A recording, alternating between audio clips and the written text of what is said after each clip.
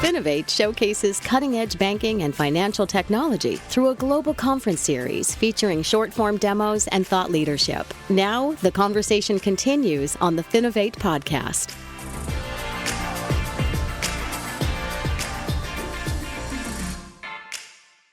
Hi, everybody. Greg Palmer here, welcoming you to another episode of the Finovate podcast. We've got a great one for you today. Joining me, I have Carey Ransom, Managing Director of BankTech Ventures. Carey, thanks so much for joining me. Greg, it's great to be here and finally get to do this with you.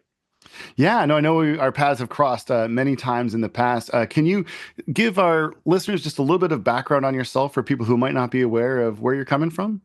Sure. So as you mentioned, I'm driving the day-to-day of BankTech Ventures these days, and we can talk more about that. As quick background, I really characterize myself first and foremost as an entrepreneur. I've spent most of my life building software companies. A little over 10 years ago, I was persuaded to jump over into the financial technology, or as we all love to call it, fintech world.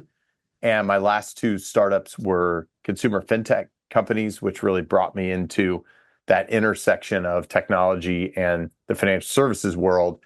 And having done that from sort of the outside and pulling customers out of the traditional financial system, I really started to tap a few years ago with BankTech Ventures, tap into my love of community banks. I grew up in a small town. My family's had involvement with a community bank in this small town in Indiana for over 100 years.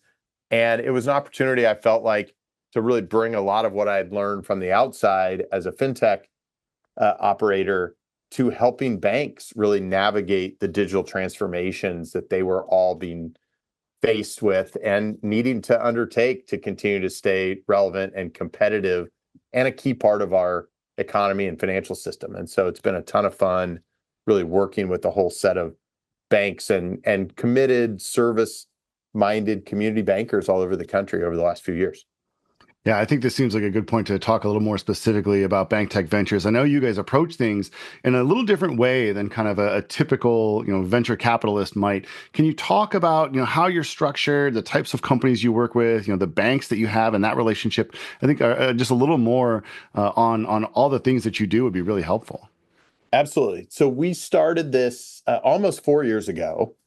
And so if you think about the timing of that, this was when COVID was underway.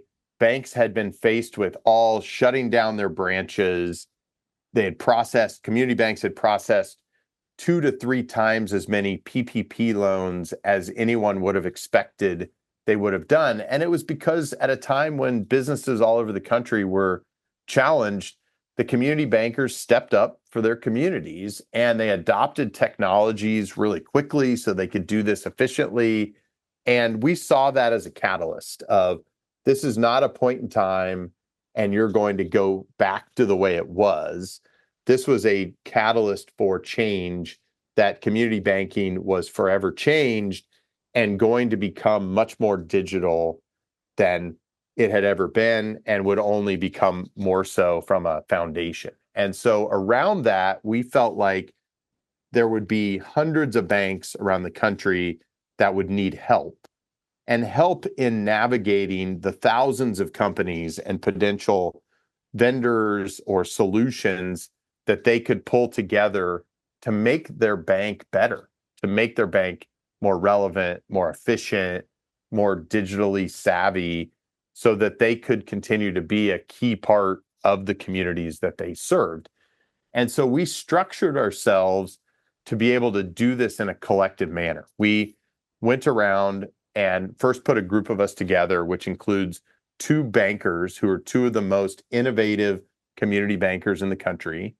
They are part of our fund and our general partnership, and they serve as what I characterize the tip of the spear in that they will be, when it's needed, a bank that will adopt a solution first or pilot it or help that founder get that solution into a form so that it's ready to be used by 5, then 10, then maybe eventually 100 banks. And that's a tough group to find. One, you meet with a lot of founders, Greg, and in many cases, they are in search of that first customer, that first partner to help validate that they're on the right track. And we designed the team so that we had that in place. We also brought the ICBA in as a partner so that we had access to the thousands of banks that are part of ICBA and could collectively get the priorities that they're thinking about. We could get access to them when it made sense for our companies. And so we really designed this around the idea of, if we can build a team that's out collecting the best intelligence on what's happening in the innovation side of bank enabling technology and solutions, and we could understand as a collective what the key strategies and priorities were of banks, we could do a better job of matching the two together. And so we built this machinery over the last few years, and the investments that we make really come out of all that work. And I almost think of them as shaking out the bottom, where we've met thousands of companies. We've made 22 investments so far. And we like to think of it as that the investments that we make are just obvious byproducts of all the work we're doing with our banks, with the market, to just get as smart as we can about what's happening out there. Yeah, no, I think it is a really interesting approach. And again, it makes a ton of sense looking at what we learned about the financial industry in the pandemic and in the subsequent years. So I think let's talk a little bit about how the market is looking right now. Obviously, you're working with a ton of fintech founders. You're talking to a lot of banks who are really potentially good first stops for a lot of these founders and good first customers. What are you seeing right now in the space that people aren't talking about enough, or maybe aren't innovating towards enough? Sure. I think some of this is typical of any industry and any entrepreneurial environment. And what we often see is founders who fall in love with a product or a tool or a solution that they built. And then they turn their attention to, okay, I built the hammer, now where are the nails? Sure, yeah. The proverbial technology in search of a problem to solve. And so one of the things that I think we spend a lot of time looking for are, who are the founders that are in love with problems, that are in love with customers. They, many cases, have probably spent some time in banking, and that's where the idea or the opportunity emerged. They had the insight because they've lived it. And so the founders that I think are closer to the flame, they're closer to what's happening in banking, not this idealized, what if it could be like this, I think have a natural advantage when it comes to building these solutions. They have been in the trenches working alongside the people day to day in the bank. Maybe they've even been those, and they're now going out because they realize this is not just a problem at the bank I'm in or I've gotten exposed to. This is a broad industry-wide problem that I could solve for dozens or hundreds of banks. So I should go build a company around this. And so I think that is something that we really like to understand. And some cases that means it probably shouldn't be a traditional venture capital backed funded business. It should be looked at in a much more deliberate way. I use the term proper capitalization a lot, where I say, let's get to a place where we have an understanding of what the right kind of growth rate, what the right kind of opportunity this should look like is. And then let's think about a capital plan that makes sense for this. And maybe we discover this huge opportunity over time, but let's not walk into it with the idea that this has to be a billion-dollar company or everyone's going to be disappointed. Because that just historically in banking tech, that hasn't been the traditional outcome. There still have been plenty of really positive outcomes, but you have to properly capitalize it so that everybody does well, including the founders, in building that. And so I think that's not talked about enough. We spend a lot of time talking to founders about that. And then I can talk a little bit, if you want, about some of the things that are happening within banks that I think probably aren't as visible to the market as maybe could be. Yeah, so I think we're going to move on to some advice for the founders here in a little bit, but maybe, before we push record, you were talking about one of the challenges of some of these smaller banks having, aging staff and looking at how do you replace somebody who is been in their role for, 20 or 30 years and potentially about to retire, and what this does. And this was actually something which, I hadn't been hearing anything about. Can you kind of give our listeners a little bit of just, a kind of quick hit on that before Sure. we move on and talk about kind of what fintech should do as a result of some of these big market forces? Absolutely. Yeah. And I think, one of the things that's pretty well understood as you dig into it is that banks are having aging staffs, particularly smaller community banks. Their staffs are aging and their customers are aging.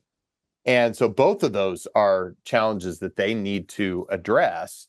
But with regard to staff, if you think about someone who's been doing the job for 20 years and they've been doing it a particular way, they're on the verge of retirement over the next couple of years.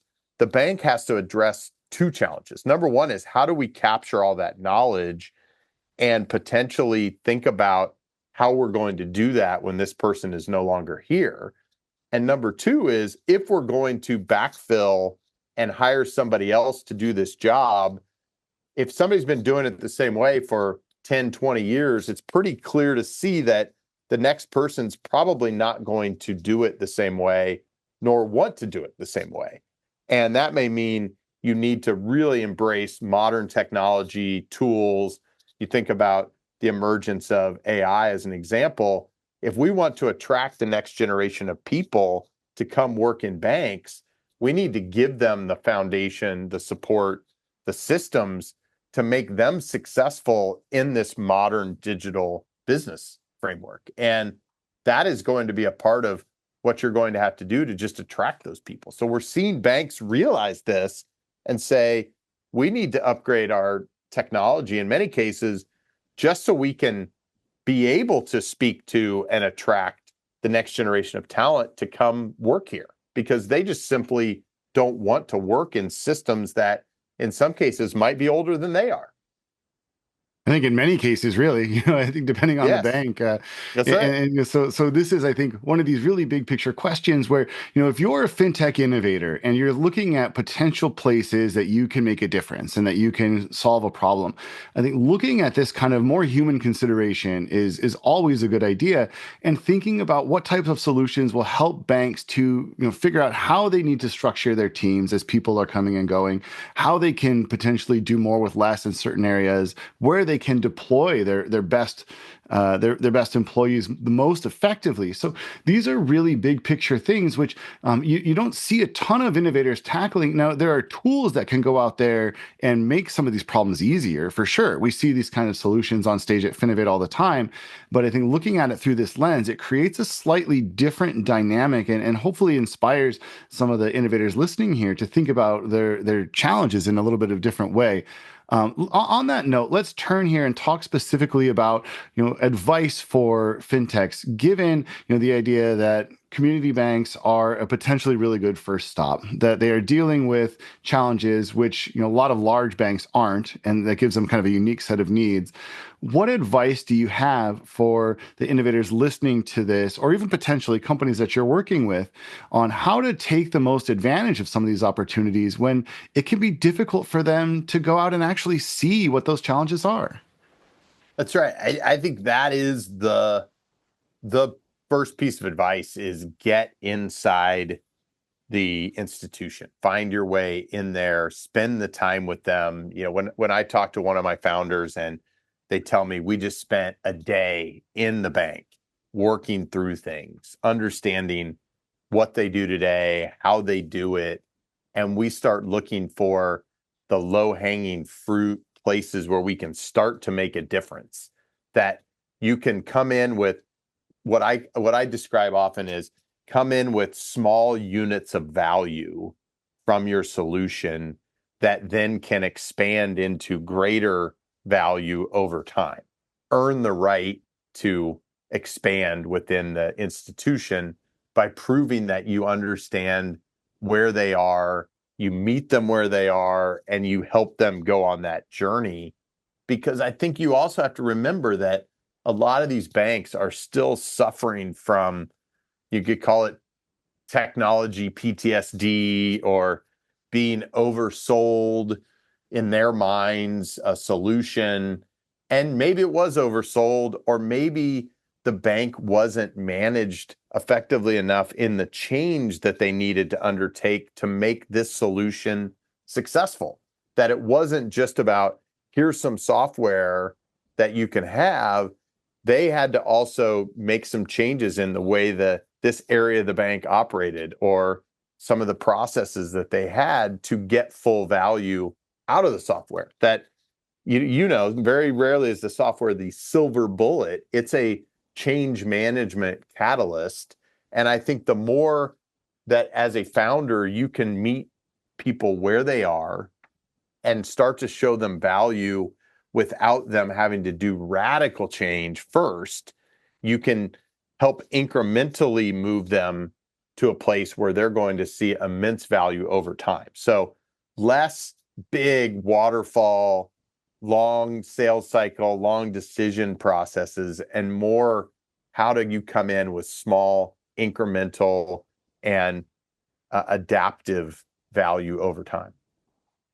Yeah, this actually mirrors a little bit something that was on last week's episode where we talked to Amy Eisman of MSU Federal Credit Union, and the idea that, you know, as a fintech, you need to really get to know the culture of the organization that you're coming into. You need to work with them in a more partnership way, and less of kind of a, I have this product, who wants it, and more of a, hey, how can I help you? What are you struggling with? How can we start to tackle some of these issues?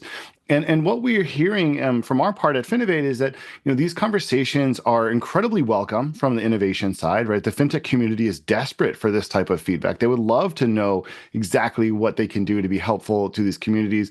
And we're starting to see now the community bank community, the credit union community be a little bit more aggressive in raising their hand and saying, hey, this is what we need. Can you come work with us? And so I think that's really positive, and I think we want to keep that going. We are about out of time here, and I want to just quickly end by bringing it up to the really high level.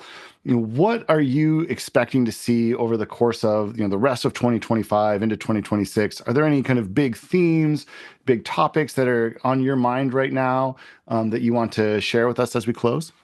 Sure. So I spend, time both kind of macro level. I think about fintech overall. We have a lot of late stage, really mature fintech companies that, from an investment standpoint, people are hoping to see some of these get out into the IPO markets. We see some liquidity. There's been this pent up demand there, which I think has held up some of the funding for the last few years, but it started to thaw, and I think we've seen a pretty brisk start to the year when it comes to funding. And the other thing that is obviously driving a lot of that as well, Greg, is AI. And there's a tremendous amount of curiosity and experimentation beginning when it comes to AI. And I don't know that it's as vibrant as you're seeing in other industries in banking, but it is starting for sure. And bankers are talking about it. They know that this is not a fad. They know that this has potential to be a huge productivity driver within their institutions. It's another lever that they have as they think about their staff changes, as they think about trying to be more compelling and relevant to their customers. And so they're definitely interested. And the more they get some clarity in the regulatory environment, I think the more quickly we will see more activity happening there. So there's a lot going on. Obviously, the change in Washington has not been clarified yet as to how that's going to play through, but we're certainly seeing some things happening around digital assets. That is a big change from where we were even just a year ago. And I think as you think about the regulatory environment, there's potential for a lot of relief and change there. And bankers are very optimistic and hopeful that that is the case. And so we're seeing that people feel like even if we go into a recession, we're going to be in an environment that may be easier to operate in than what we've seen over the last couple of years. And banks have proved to be really resilient through, if you look back over the last 5 years, it has been a whipsaw of what they've had to go through between COVID and interest rates and some bank failures and liquidity and regulatory. They're ready to have an environment where they feel some sense of control of what's going on. And I think that will lead them to invest and adopt more, looking out toward their future. And that should be a good thing for companies that want to work with banks. Yeah, no, I think that, again, there's so much to keep track of right now. And I think your analogy of a whipsaw is really accurate. There's just been one thing after another. So we'll see if we get to a point where things start to settle down. A lot depends on what does happen in Washington and the clarity coming out of the new administration. So we'll have to see. But I appreciate you sharing your thoughts. As always, it's a pleasure catching up. Appreciate you taking the time and look forward to seeing you at Finovate Spring this year. Sounds great. Well, thanks for having me, Greg, and look forward to seeing you soon. The Finovate podcast is produced by Informa Connect in association with Provoke.fm Media. Check out Finovate.com for information on Finovate's upcoming shows and to learn how you can get involved. The discount code Finovate Podcast will save you 20% on tickets to all of our events. And you can email us at info@Finovate.com for information on sponsoring, speaking, or demoing. Thanks for listening.